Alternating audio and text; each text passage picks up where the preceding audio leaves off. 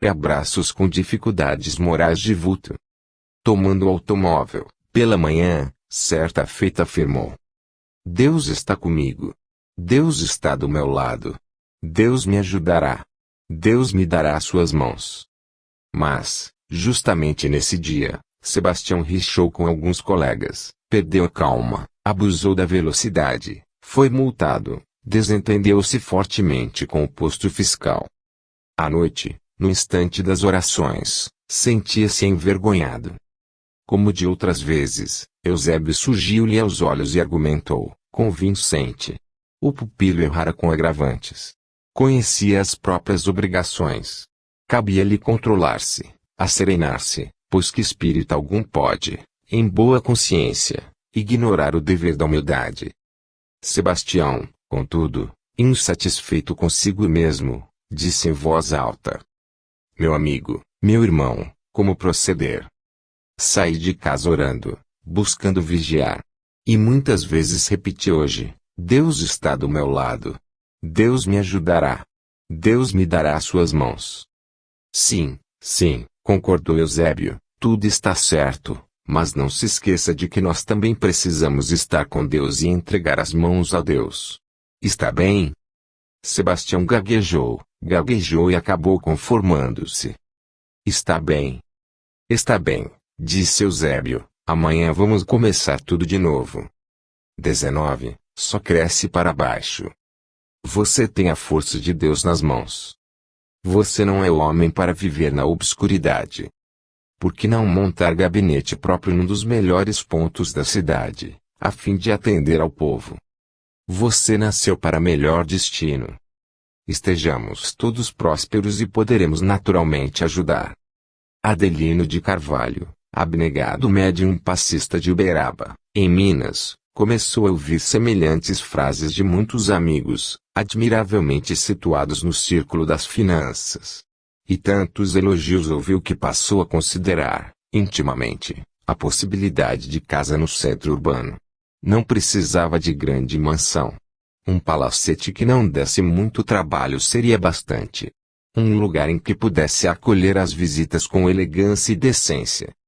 Quando o plano se tornou amadurecido no pensamento, concentrou-se e pediu a opinião da esfera espiritual. Quem compareceu foi Antônio Logogrifo, excelente amigo desencanado. Adelino expõe o projeto e roga parecer. Logogrifo, no entanto, passa a esclarecê-lo, bondoso. Que o médium, antes de tudo, precisa assistência moral, que não lhe convinha figurar uma situação que não tinha, que deveria permanecer no domicílio singelo e que os amigos não podiam efetuar aquilo que somente a ele competia fazer. Mas, suspirou o médium contrariado, não posso aspirar à melhoria. Valorizar os meus interesses, elevar-me socialmente. Pode sim, ditou o espírito amigo, mas não à custa de vãs aparências e sim por seu próprio esforço, lutando, amando, servindo, batalhando em favor do bem. Então, crescer no mundo será sempre vaidade? Gemeu Carvalho, triste. Não, Adelino, obtemperou o companheiro, não é bem isso. A vaidade tem consigo o progresso da cauda de cavalo. Como assim? E o amigo espiritual informou, sorridente. Só cresce para baixo. Como quem acorda de longo sono, Adelino sentiu estranho contentamento. Compreendeu, então, que na sua modesta casa já morava a felicidade. E, chorando de alegria, pode apenas dizer, Deus lhe pague, meu irmão. 20. A moratória. 1. Vicente Cury, o empreiteiro de obras, amanheceu exasperado. Enfermo. Abatido. O corpo bambeara e a cabeça parecia-lhe um vaso em fogo. Justamente naquele dia. De noite, marcara o relógio. Horário certo de levantar. 4 operários esperavam-no para a necessária demolição do velho prédio que adquirira em bairro distante. Precisava satisfazer o serviço urgente em reconstruções diversas. Vira-se, porém, cansado, febril. Além disso, vomitava substância amarga. Tentara erguer-se. Inutilmente. A esposa dissera ser melhor chamar médico. Vicente reagiu, obstinado. Carro de clínico à porta, alarme certo. Piorava a olhos vistos. A ideia do serviço marcado castigava-lhe o pensamento. Contrariava-se. Apesar do problema orgânico, preferia ter viajado, a demorar-se na cama da Mercedes. A esposa, pede-lhe calma. É indispensável confiar na divina bondade. Às 9 horas, Cesário, um dos cooperadores, vem pedir providências. Atacando o serviço, ele e os companheiros assistiram ao inesperado. A casa velha, caindo aos pedaços, não aguentou o ataque das picaretas e ruíra, de vez. Valmiro, o operário mais jovem, tivera os pés gravemente feridos, ficando impossibilitado para o trabalho. O empreiteiro, agora, não apenas gemia. Onde a providência divina que não me ajuda? Gritava, frenético. 2. Badalavam 10 horas. Entulhado de comprimidos, Vicente pede à esposa a injeção antitóxica guardada no armário. Era a última de pequena série que deixara incompleta. Tanto tempo passara que de Mercedes julgou prudente comprar uma nova caixa em farmácia vizinha. Não temos, falara o moço de vendas. E acrescentou, agora é remédio raro. O enfermo, no entanto, não se conformava. Queria a injeção. Velha assim mesmo.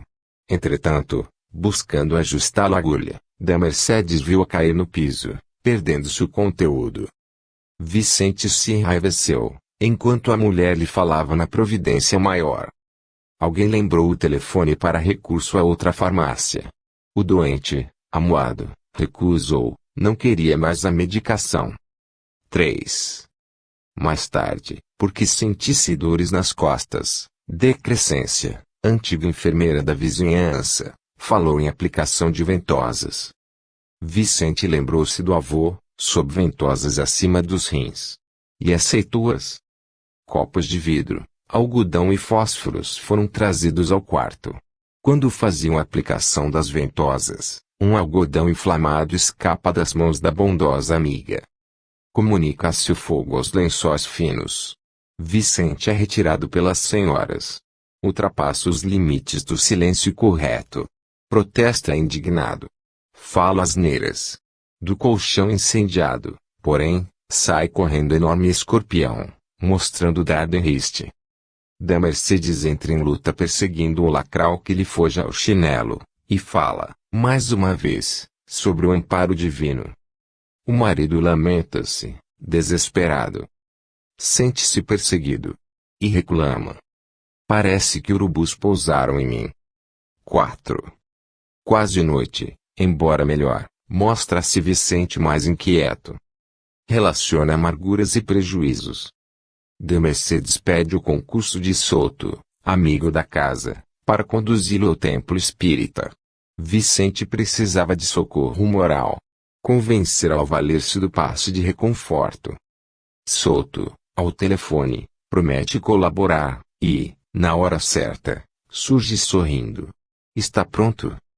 O enfermo toma-lhe o braço, mas, talvez porque se movimentasse com lentidão, o ônibus esperado não espera por eles. Para um segundo, e zapa adiante. Era o que faltava, diz Vicente, enervado. Não quer mais o passe. O amigo, entretanto, insiste. Da Mercedes insiste. Tomam um táxi. Chegam ao templo indicado, alcançando o recinto no momento em que iam cerrar a porta. São os últimos. Antes deles, porém, um moço pálido entra à pressa e roga ao diretor da reunião, em voz alta, uma oração pelas vítimas de um desastre, ocorrido momentos antes. O ônibus, que Vicente perdera, capotara em local próximo. Fora feito o balanço. 4 mortos e 10 feridos. Iniciava-se a prece de abertura. Por não poder conversar, pensa da Mercedes, mais uma vez, no infinito amor de Deus. E, com efeito, no momento do passe, o irmão Luiz, orientador espiritual das tarefas em curso, incorpora-se em De Cristina, a médium habitual, e diz a Vicente, alarmado: Meu amigo, não reclame. por 4 vezes. Hoje, rebelou-se você contra a providência divina, ao passo que a divina providência o arrebatou às garras da morte por 4 vezes. Sua ficha de espírito devedor marcava, para hoje, a desencarnação rude e violenta. Você esteve à bica de ser esmagado pelo prédio que veio a cair, de ser envenenado pela ampola que trazia líquido alterado, de ser picado pelo escorpião que o seguira no próprio leito, e de ser estrangulado na engrenagem do coletivo menos feliz. Entretanto, Vicente, em atenção aos seus gestos de caridade, amigos espirituais do caminho advogaram-lhe a causa. Você mereceu amparo, na lei, como alguém que consegue moratória no banco. Volte para casa e descanse a cabeça teimosa. O socorro de Deus nem sempre tem a forma de flor ou a rutilância da luz. Volte e agradeça os contratempos e dissabores do dia. Serenidade é remédio em cada remédio. Vicente enxugou os olhos úmidos. Terminada a sessão, regressou a casa, tranquilo. Reconciliara-se consigo mesmo, e, tornando ao leito, que recebia agora por bênção doce e reconfortante, planeou, satisfeito, a renovação de sua vida. 21. A voz do Evangelho. Esparramado na poltrona, João Lício pensava. Sem dúvida, fora feliz nos negócios. Enriquecera. Seu nome nos bancos indicava créditos de milhões. Que aceitava o espiritismo, aceitava. Nenhuma doutrina mais consoladora. Mas daí a espalhar o que havia juntado, isso é que não.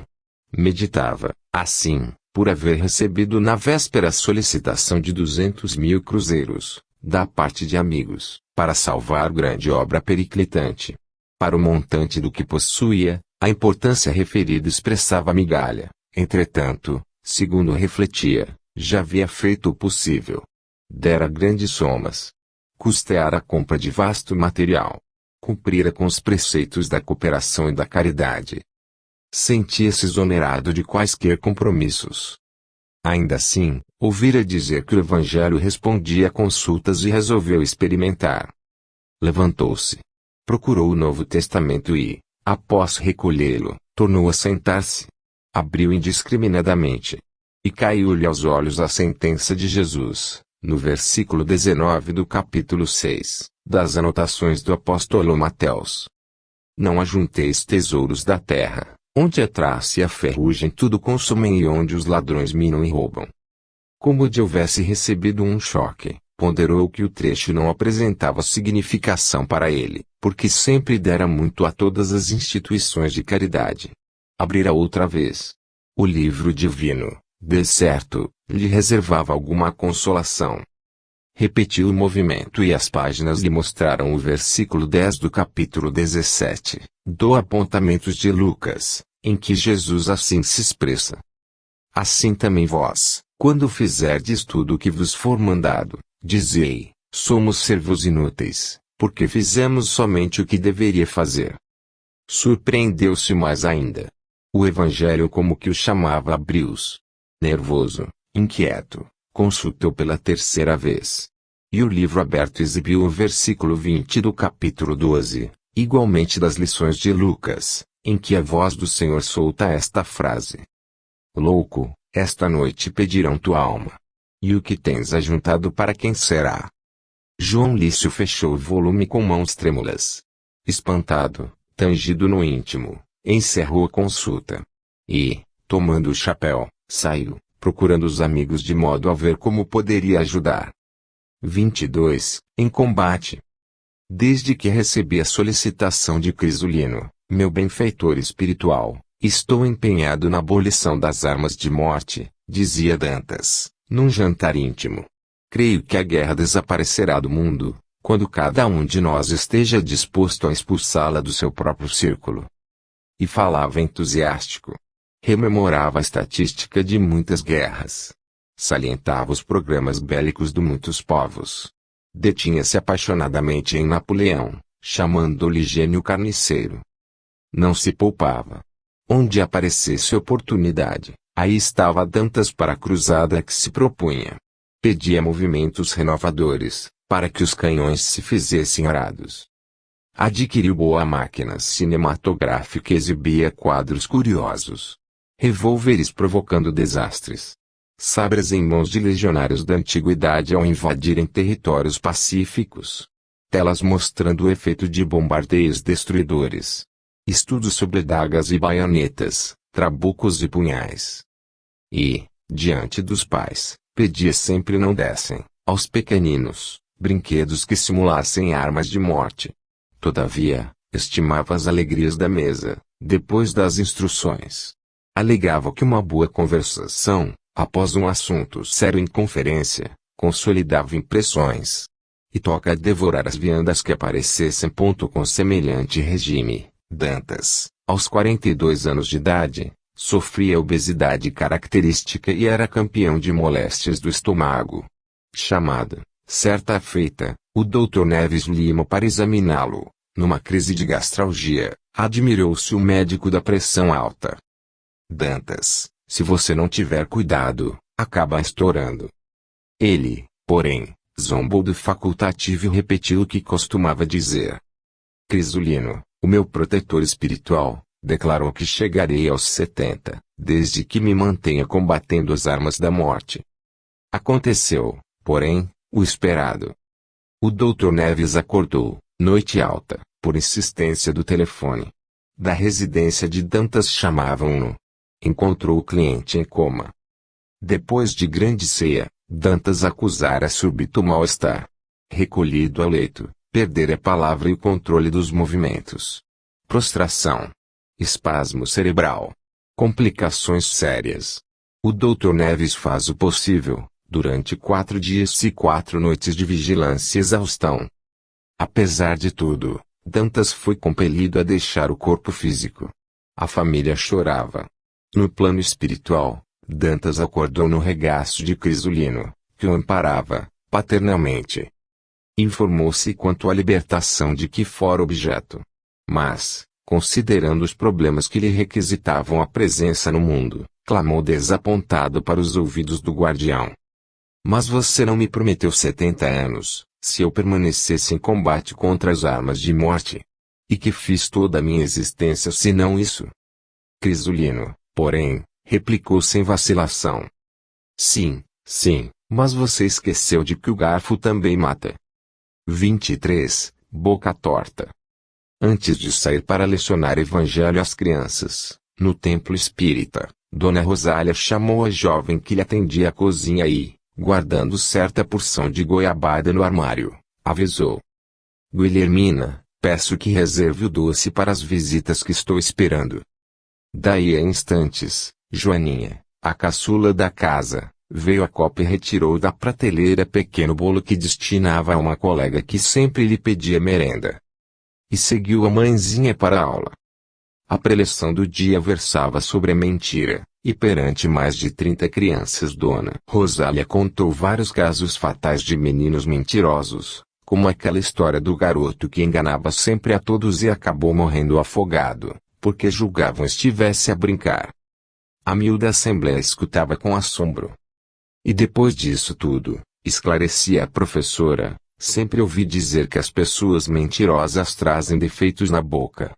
Algumas perdem a língua, outras ficam de lábios tortos. Fim da aula. Todos os meninos estavam muito bem impressionados. De novo em casa ao tomar os chinelos para descanso, a dona de casa é procurada por jovem da vizinhança. Dona Rosália, desrespeitosa, tia Cota mandou pedir à senhora um pedaço de goiabada, se a senhora tiver. Ah! Minha filha, hoje não temos doce algum, foi a resposta. Joaninha, porém, que ouvia em silêncio, falou de pronto. Tem sim, mamãe. Ora essa, disse a mãezinha, desapontada, acaso teremos doces sem que eu saiba? Está no armário. Vamos lá. Dona Rosália seguiu a filhinha e confirmou que realmente se enganara e, sorrindo, embora corada de vergonha, entregou toda a goiabada existente à vizinha, que se despediu com sincero agradecimento. Em seguida, a professora de evangelho sentou-se pensativa. Mas, ao vê-la nesse estado, a pequenina, que não passava dos 5 anos de idade, Abeirou-se dela, abraçou-a e disse simplesmente: Mãezinha, eu sei que a senhora não sabia onde estava a goiabada. Eu tive, muito medo de a senhora ficar com a boca torta. Dona Rosália, porém, afagou-a, com mais carinho, e falou: Não se preocupe, minha filha. Tudo está muito bem. Nossas visitas de hoje não terão doce, mas sua mãe terá consciência tranquila. 24. O bico de gás. 1. Naquela noite Vitalino Caixeta discutira muito, acaloradamente. Opondo seus argumentos de dois amigos, combatia a fé. Acreditava somente no que visse. Estudara profundamente a anatomia e precisava palpar para crer. Necessitava sentir, ouvir, cheirar, analisar. Por isso mesmo, estava contrariado a recolher-se. A esposa demorou-se ainda um tanto em luta pela ordem no apartamento estreito. Acomodava os filhinhos, atendia aos mistérios da casa. Mas, mesmo depois que Dona Constância passou a ressonar, Vitalino prosseguia em solilóquio mental. Não mudaria. Era homem prático. Só renderia a evidência dos fatos. Queria fatos. Mais fatos. Mais fatos para compreender os fatos. Algo cansado, acabou dormindo. Dormiu e sonhou que se achava diante de Rosalino, seu velho irmão desencarnado havia muitos anos. 2. Rosalino dizia convincente: Meu caro, ouvimos-lhe as considerações silenciosas. Realmente, as provas de sobrevivência, muitas vezes, são difíceis. Mas, essa circunstância, só por só, não lhe autoriza negá-la. Veja bem. Existe a fé automática, inconsciente, sem comprovação. É a aceitação dos acontecimentos naturais, sem ajuda dos sentidos.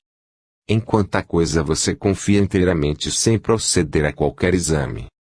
Você não examina a competência do motorista, mas viaja no veículo despreocupadamente. Você não testa a resistência do leito, cada noite, mas deita e dorme tranquilo. Você não vê os ingredientes que lhe compõem uma refeição, mas como sem medo. Você não experimente a segurança da casa bancária, mas confia-lhe os bens sem titubear. Por outro lado, inúmeras ocorrências perspassam-lhe na vida sem merecer-lhe estudo mais acurado. Você não apalpa o ar, mas respira o oxigênio sem susto. Você não vê o vírus, mas sofre a gripe. Você não escuta muitas das ondas sonoras que se entrecruzam à sua volta, mas ouve satisfeito os programas radiofônicos. Você não mediu o universo, metro a metro, mas reconhece o infinito da criação. Você não morreu ainda, mas aceita a fatalidade do fenômeno da morte. Igualmente, meu amigo, você diz que não vê e não pega o mundo espiritual, mas ele existe. Acorde para a verdade. Acorde viva. Acorde viva. 3. Como se impulsionado por estranha força, Vitalino despertou no corpo físico. O ambiente pesava. Fazia-se o ar irrespirável. Algo sucedera de estranho. Levantou-se estremunhado. Procurou o berço das duas crianças. Ambas desacordadas. Aflito, abre maquinalmente a janela próxima e faz luz. Somente aí descobre que a esposa, distraída, deixara aberta a torneira do gás. A família salvara-se a tempo. E, passado o perigo, tomou papel e lápis, escreveu todas as considerações que ouvira em sonho, e começou a meditar. 25. Amigos. Quando Jesus entrou, vitorioso, em Jerusalém, houve um instante em que parou para respirar livremente. Com ele, apenas Bartolomeu, apagado e discreto. O discípulo exultava. Até eles chegavam os ecos do grande êxito. Hosanas ao Messias. Cânticos. Algazarra. Perfumes no ar. Não longe, Simão Pedro, que negaria o Senhor. Judas, que o negociara. Tomé, que o abandonaria. Tiago e João, que dormiriam descuidados, sem lhe perceberem a angústia. E toda uma legião de admiradores que, no dia seguinte, se transformariam em adversários. Bartolomeu, feliz, observou a atmosfera festiva e disse: contente, ó mestre, quanto à felicidade. Afinal a glória, apesar dos perseguidores. Notando que Jesus continuava em grave silêncio, o aprendiz perguntou: por que tristeza, Senhor, se estamos triunfando de tantos inimigos? O Cristo, porém, meneou a cabeça e, fitando a turba próxima, falou sereno: Bartolomeu, Bartolomeu, vencer, mesmo tendo inimigos, é sempre fácil, porque os inimigos se colocam à distância, por si mesmos. E profundamente desencantado, a batalha mais árdua é vencer com os amigos. 26. O colar de pérolas. Avô, ajude-me a fazer o Natal das criancinhas. Acompanha-me. Levo agora a lista aos amigos. Não me abandone. Dona Olinda Soares frequentava templo espírita contíguo à sua residência. Responsabilizava-se pelas aulas de moral cristã, e saía para solicitar a cooperação de pessoas abastadas a fim de atender a comemoração natalina. E rogava ao amoroso espírito de sua vovó, Dona Joaquina de Miranda, que auxiliasse. Era sábado. À noite, estava de volta, com muitas promessas, mas sem qualquer recurso de substância. Queixando-se ao marido e aos filhos da dureza que encontrara nos corações, recolheu-se ao repouso. No dia seguinte, pela manhã, Dona Olinda falava no templo espírita a 6 dezenas de crianças subnutridas e maltratadas. No momento em que se refere à caridade, entra a pequena Léa, sua filhinha de 6 anos, trazendo ao colo o precioso colar de pérolas. Sente um choque. É o colar que pertencera à vovó, fazendeira abastada no outro tempo. Conservava-o como relíquia, nos guardados mais íntimos. Interrompe-se e tenta alcançar a menina, agora curiosamente rodeada pelas outras. Léa, ante o olhar materno, enche-se de medo. Corre, pálida. Prende-se contudo, o lindo colar ao pega-papéis justaposto à carteira próxima, e as pérolas se espalham pelo chão. Dona Olinda, desapontada, vai corrigir a filha, mas, ali mesmo, pela sua vidência mediúnica, vislumbra o espírito de Dona Joaquina. É ela mesma. Como se chora. A entidade aproxima-se e diz: Filha, você não me pediu auxílio para as crianças. Como pode reter esta joia por tanto tempo, diante de tanta necessidade? E, sem lista alguma, as pérolas soltas deram às crianças menos felizes todo um Natal de alegria, roupa numerosa e pão farto. 27. Surpresa de magistrado. Comovidos ante a prece tocante da sofredora mulher, acompanhamo-la à presença do juiz. Alcançamos a casa solarenga. Deleitosa varanda. Extenso jardim. Sem que nos pressentisse, ajudamo-la a tocar a campainha a destacar-se na parede fidalga. Uma serviçal atente e prestativa. Movimenta-se. O magistrado, porém, apenas surge depois de longa espera. Ouve, de cabeça impertigada, a visitante que chora. Doutor, diz ela peço-lhe caridade. Meu pobre marido não tem culpa. Temos 8 filhinhos passando falta. 8 filhos, doutor. Tenha piedade e ajude-nos. O senhor não ignora que meu pobre Cecino foi sempre um chofer cuidadoso. O homem estava embriagado quando avançou de encontro ao carro. O juiz, entretanto, não traiu qualquer emoção no olhar frio. Que deseja a senhora com semelhante arrazoado? Falou Rita disso. Quem pensa que sou? A justiça é justiça. Seu marido foi imprudente, desnaturado. Houve premeditação inconteste sanearei a cidade. Tomá-lo-ei para escarmento aos motoristas criminosos. Profissionais inconscientes. O processo foi corretamente conduzido por mim e a justiça provará que Cecino é um homicida quanto o outro qualquer. Doutor, compadeça-se de nós, clamou a infeliz. Nada mais tenho a dizer, falou, ríspido, o magistrado, despedindo a interlocutora. O juiz voltava, sereno, ao interior doméstico, quando enorme alvoroço estala na rua. Socorro! Socorro! Pega o culpado! Pega o culpado! Populares gritam em desespero. torvelinho na via pública. Ao lado de luxuoso automóvel, último tipo, agita-se um rapaz aprisionado por homens do povo. Não longe, uma criança morta. Inteiramo-nos, então, do sucesso triste.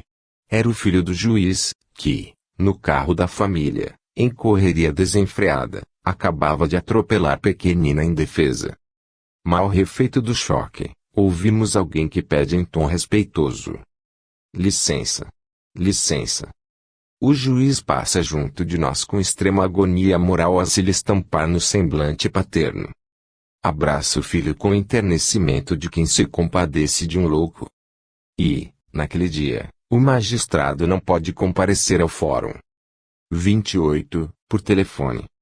1. Amadeu Barbosa, recentemente desencarnado, era motivo de nossa grande preocupação. Fora soldado, a serviço da ordem. Corretíssimo. Substituindo o companheiro Abílio Marques, em determinada diligência, tombara em lamentável desastre e perdera o corpo físico. Acabrunhado, queria voltar à esfera dos homens, precisava voltar. E tanto arrogou socorro, que me recordo perfeitamente do dia em que o instrutor Camerini, recebendo-nos as consultas particulares, lhe falou, firme: Amadeu, se você deseja a ajuda de alguém, comece por ajudar alguém. Desde essa hora, vimo-lo ativo, modificado. 2. Achávamos-nos ao pé de Abílio Marques, quando a enfermeira se abeirou dele e falou: calma, não se impaciente, senhor Abílio. Deus nos ajudará. Logo após, a senhora simpática buscou o interior da maternidade e Marques permaneceu cismarento na sala de espera.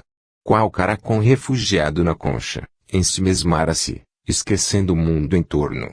Pensava. Lembrava-se de todas as ocorrências, como se fossem acontecimentos daquele mesmo dia, embora aguardassem o curso de 3 anos. Tudo começara naquela tarde. 3. Ele, Abílio, sentia-se sonolento. Chegara fatigado da corporação. O dia foi cheio. Tomou lanche reforçado e tentou repousar. Mal começara a dormir, escutou a voz materna chamá-lo: Abílio. Abílio. Encontrava-se de pé ao telefone. Dona Amélia, a genitora, ouvira dizer, de olhos cerrados, dando a impressão de diálogo pelo fio: alô. Que alegria, como vai? Disponha. Ah, sei. Perfeitamente, hoje. Farei o possível. Conte comigo. Impressionada, Dona Amélia despertou as sacudidelas. O filho passava, às vezes, por semelhantes fenômenos. Era sonâmbulo. Costumava levantar-se à noite e andar automaticamente dentro de casa. A mãezinha passou a relatar-lhe o que ouvira. Palavra por palavra. Ele, porém, estava radiante e contou que conservava a lembrança nítida. Seria simples sonho. Não ocultava, contudo, alegria a lhe brilhar no espírito. Mas, que foi, meu filho? E ele explicara à mãezinha espantada: mamãe, foi o Amadeu. O Amadeu Barbosa, meu colega de serviço que morreu há tempos. Telefonou-me, precisamente na hora em que se habituara a fazê-lo. Meu filho, que é isso? Onde tem a cabeça? Tudo não passa de um sonho, pesadelo como os outros. Mamãe, esperemos. Ele disse algo. Que disse? Pediu-me ajudar a uma jovem necessitada que enviará até nós ainda hoje. Dona Amélia sorriu, bondosa, mais irônica, e afastou-se. Contente, pusera-se ele a ler os vespertinos, em plena expectação. 4.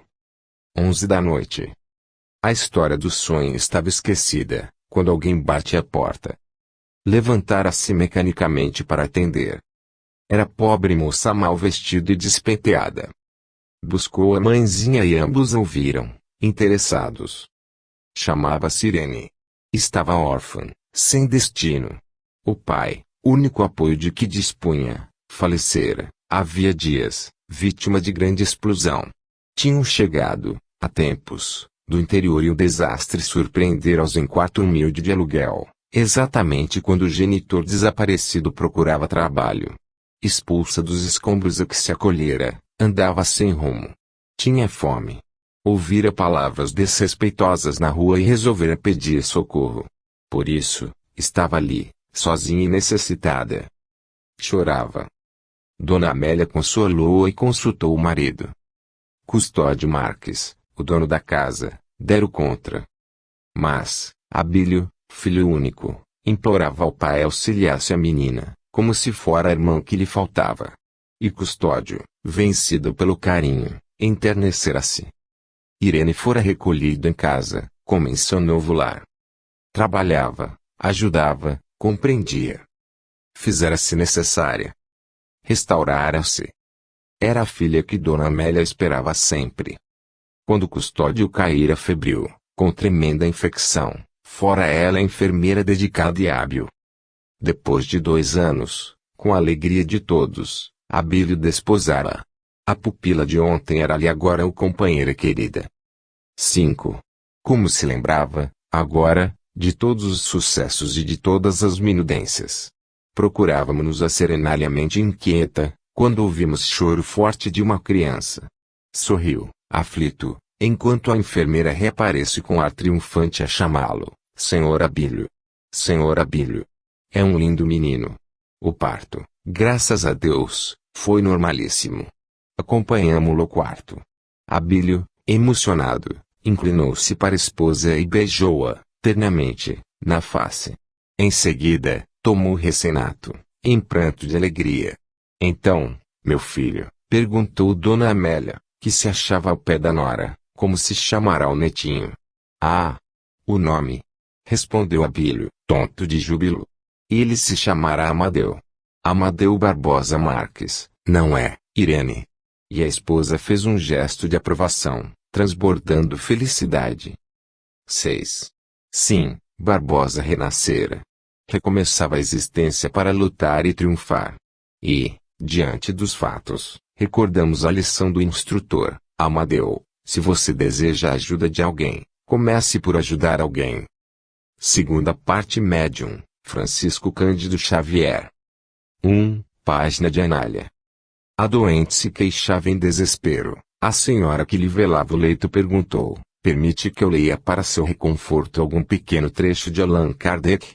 Deus me livre, gritou a enferma, cuspindo-lhe aos pés.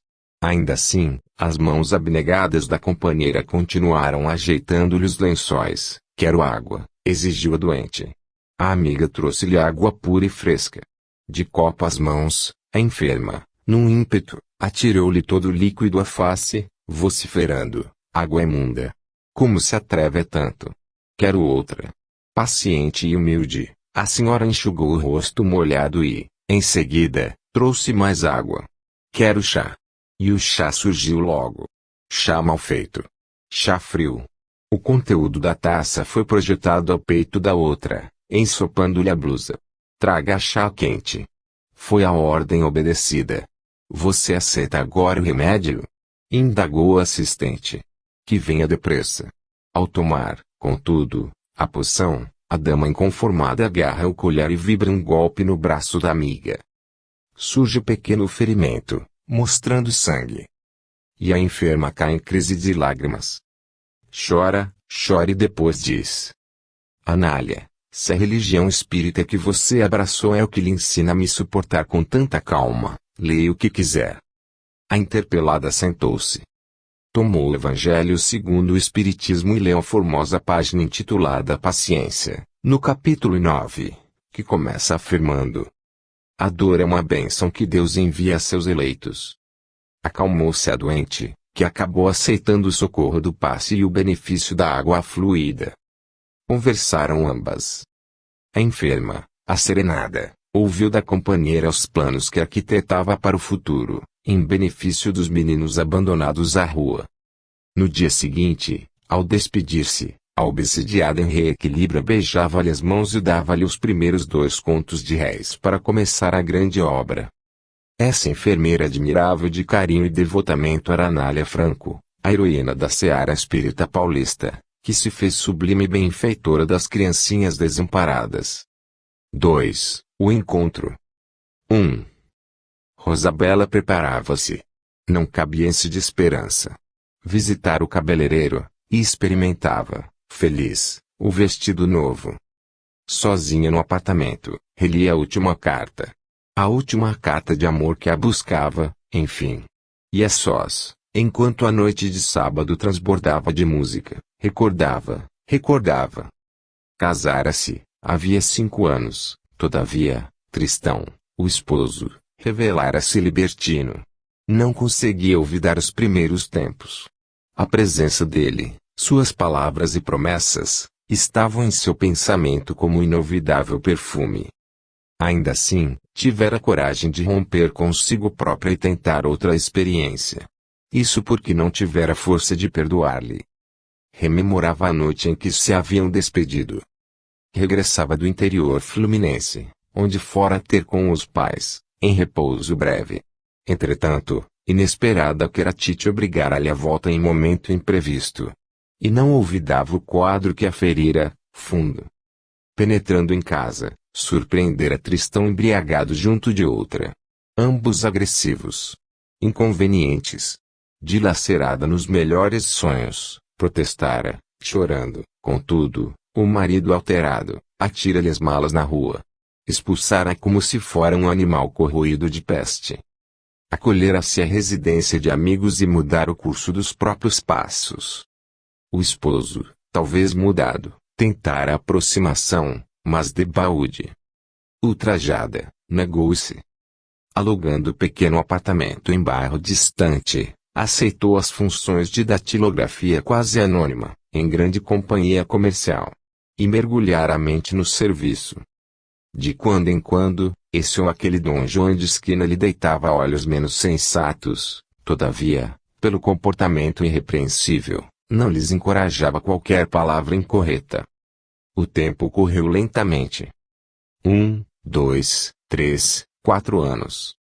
Sentia-se, no entanto, intimamente desamparada. Ensaiava a aquisição de amizades novas. Acabava, entretanto, desiludida. Às vezes, supunha que faltava Tristão, mas arredava para longe o pensamento. 2. Surgiu, no entanto, uma noite diferente. Lia velho número de uma revista sentimental e encontrara aí um convite a esmo. Cavalheiro, anunciando 32 anos de idade, desejava estabelecer amizade com alguém, por sentir-se sozinho. O curioso anúncio era assinado por Benjamin Solis e apresentava expressivo cunho de serenidade. Após refletir, resolveu arriscar. E ofereceu-se, endereçando bela missiva datilografada para a caixa postal indicada. Dizia chamar-se Rosalinda Malvar e informava a posta restante para a resposta. Benjamin escreveu, contente, feliz. Declarava adotar igualmente a datilografia por sistema ideal, até que pudessem estabelecer um encontro franco.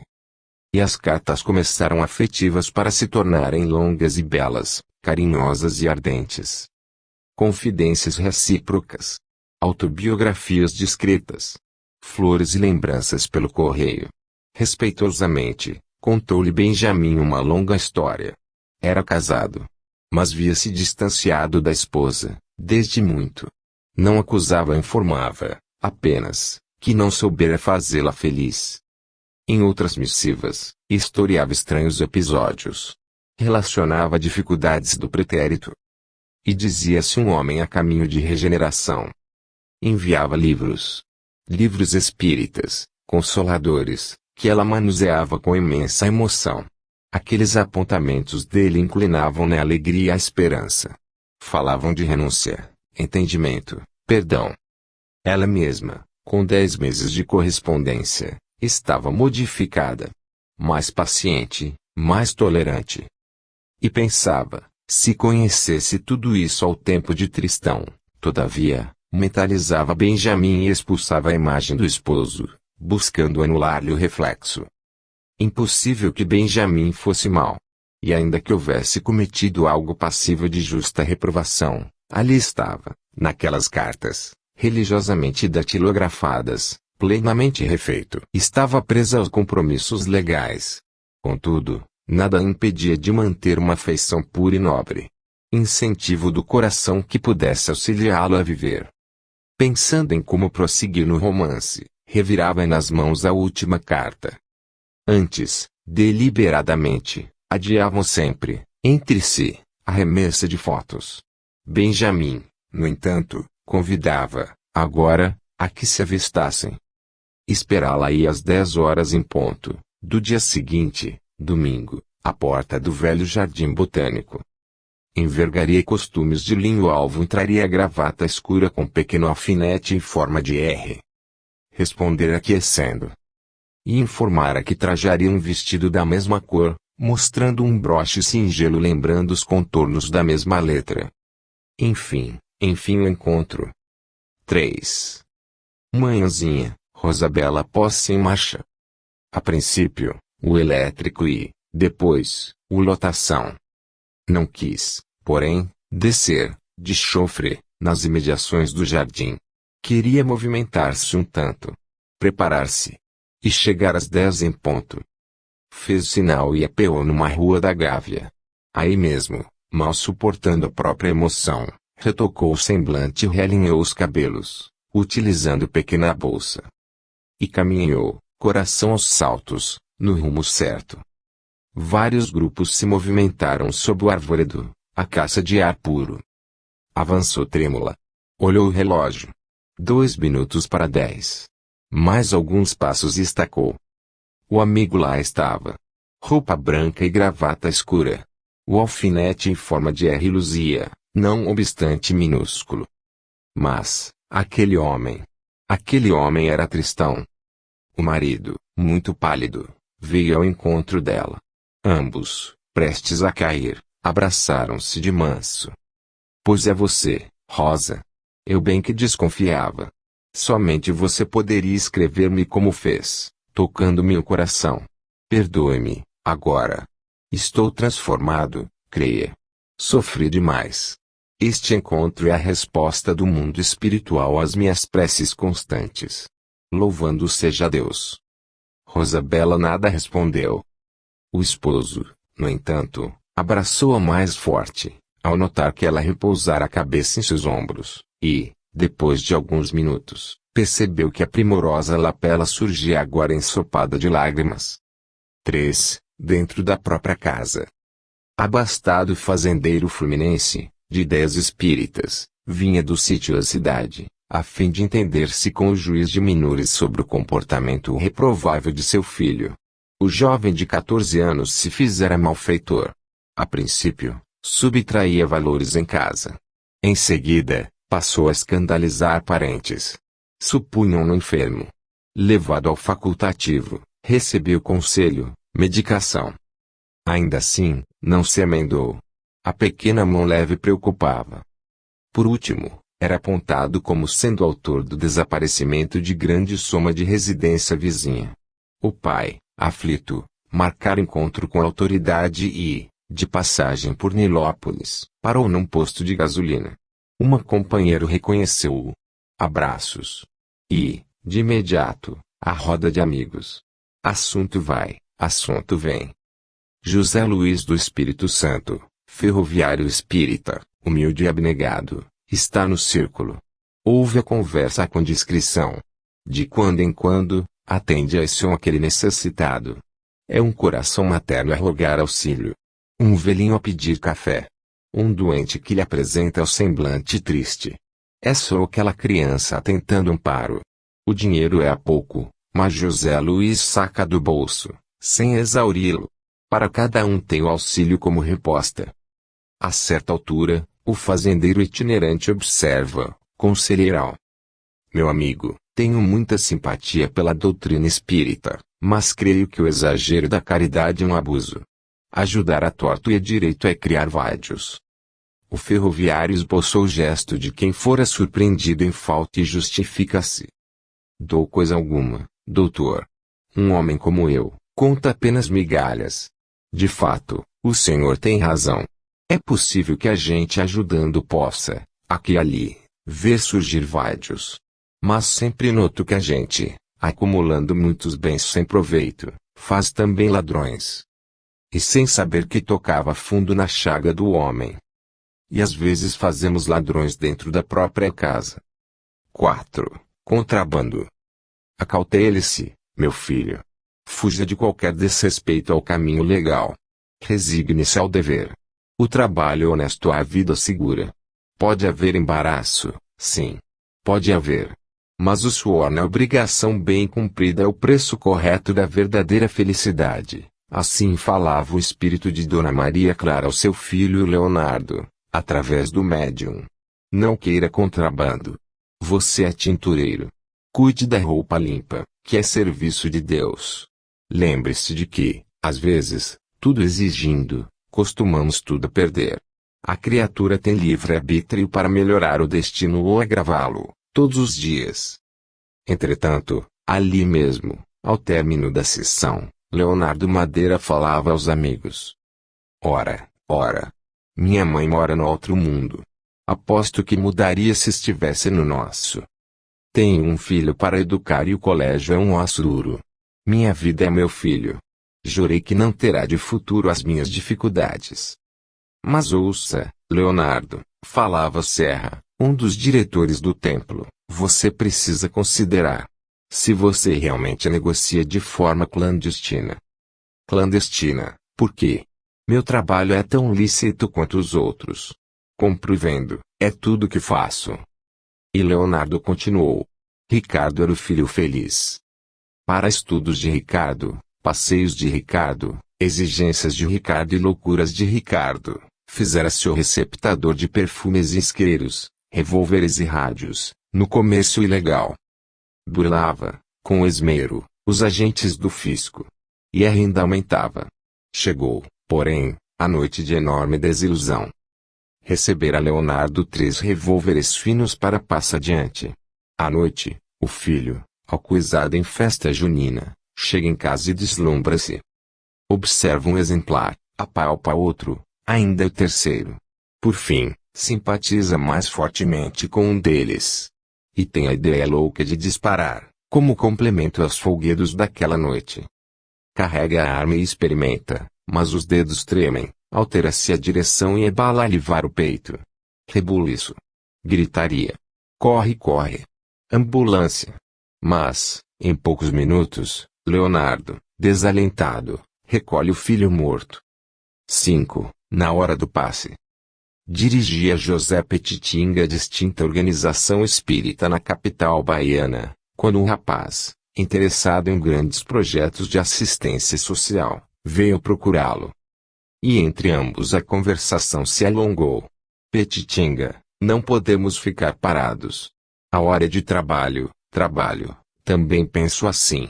Que acha você levantarmos um orfanato para as criancinhas desamparadas de Salvador? Excelente projeto. E um sanatório para obsidiados. Muito importante. E uma vila completa para os nossos irmãos infelizes que moram em casebres misérrimos. Uma vila, Petitinga, em que pudéssemos reunir muitas famílias. O plano é uma benção. Um lar para velhinhos é uma necessidade. Às vezes volto para casa, à noite, e vejo anciãos na calçada. Que dia você de um albergue moderno, de amplas proporções. Isso seria uma concessão de Deus. Noto igualmente que precisamos de um instituto diferente para os alcoolizados.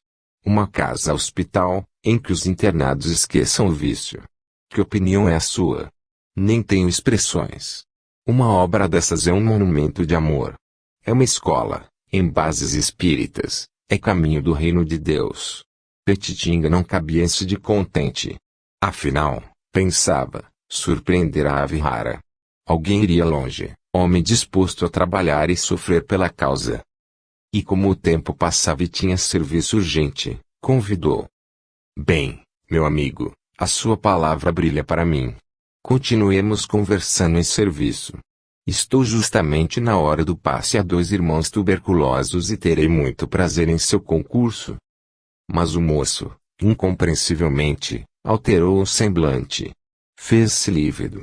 Repetiu, várias vezes, o gesto de quem expulsa a poeira do paletó, e ele, que sonhava tantas obras de caridade, respondeu, desenchabido.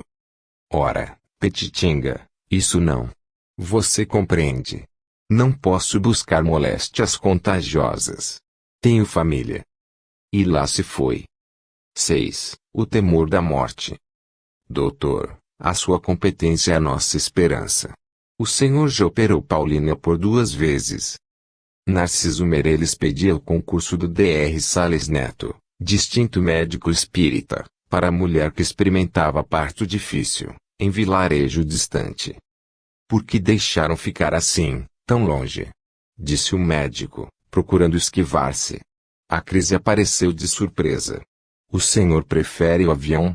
10 minutos apenas, nada disso. Perdi 2 amigos de uma só vez na semana passada. Nada de voo, um carro. A estrada é péssima. Não soube do desastre havido anteontem. Um cavalo, doutor? Arranjo-lhe um cavalo, era o que faltava. Não posso expor-me assim, que sugere? Roga o marido desapontado. Se quiserem, disse o médico, tragam a parturiente aqui, como julgarem melhor. De minha parte, não me arrisco. Em face da evidente má vontade do facultativo, o esposo aflito aqueceu e partiu a galope, em busca do teco-teco. No outro dia, porém, quando a senhora Meirelles chegou, abatida, na expectativa da intervenção, a residência do operador estava cheia de gente. O Dr. Sales Neto, naquela noite, havia morrido, no próprio leito, em consequência de uma trombose. 7. Por 5 dias. Mais de 6 lustros passaram. Francisco Teodoro, o industrial suicida, experimentava pavorosos suplícios nas trevas. Defrontado por crise financeira esmagadora, havia aniquilado a existência. Tivera vida próspera. À custa de ingente esforço, construíra uma fábrica. Importando fios, conseguira tecer casimiras notáveis. E o trabalho se desdobrava, promissor. Operários e máquinas eficientes, armazéns e lucros firmes. Surgira, porém, a retração dos negócios. Humilhavam-no cobranças e advertências, a lhe invadirem a casa. Frases vexatórias espancavam-lhe os ouvidos. Coronel Francisco, trago-lhe as promissórias vencidas. Senhor Francisco, nossa firma não pode esperar. O capitão do serviço pedia mais tempo, apresentava desculpas, falava de novas esperanças e comentava as dificuldades de todos. Meses passaram pesadamente. Cartas vinagrosas chegavam-lhe à caixa postal. Devia aos credores diversos um montante de 800 contos de réis. A produção, abundante, descansava no depósito, sem compradores. Procurava consolo na fé religiosa. Por toda parte, li e ouvia referências à divina bondade. Deus não desampara as criaturas, pensava. Ainda assim, tentava a oração, sem abandonar a atenção. E porque alguém o ameaçava de escândalos na imprensa, com protestos públicos, em que seria indicado por negociante desonesto, escreveu pequena carta, anunciando-se insolvável, e disparou um tiro no crânio. Com imenso pesar, descobriu que a vida continuava, carregando, em zonas sombrias de purgação, a cabeça em frangalhos. Palavra alguma na terra conseguiria descrever-lhe o martírio. Sentia-se um louco encarcerado na gaiola do sofrimento.